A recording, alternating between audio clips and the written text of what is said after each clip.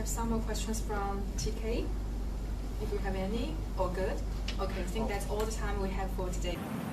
خب قطعا هممون از شنیدن این خبر ناراحت شدیم و خب قطعا نگران هستیم، اما من برای کشورم آرزو اینو دارم که زودتر به روزهای خوبش برگرده و ما اومدیم اینجا فقط فوتبال بازی کنیم. در حال حاضر اومدیم فوتبال بازی کنیم. قطعا ما هم نگران خانواده هامون، کشورمون هستیم و امیدوارم که همه در سلامت کامل به سر ببرن و هیچ کس دوست نداره جنگ و هیچ کس دوست نداره اتفاقات و قطعا ما همه نگرانی هایی داریم و همه نگران کشورمون هستیم و خانواده هامون و مردم کشور و همه کسایی که تو کشورمون هستن،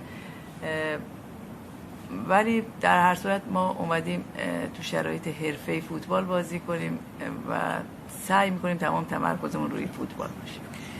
Given what's going on at home this week, I'm sure many of you are concerned about your friends and family. قطعا خوشحالیم که ایرانی‌ها طرفداریمون میکنن، کشورمون، همه مردم کشورمون طرفدار این تیم هستن.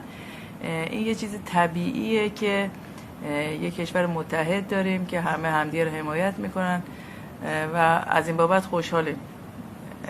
ما هم دوستشون داریم و امیدوارم که بتونیم نماینده خوبی برای کشور عزیزم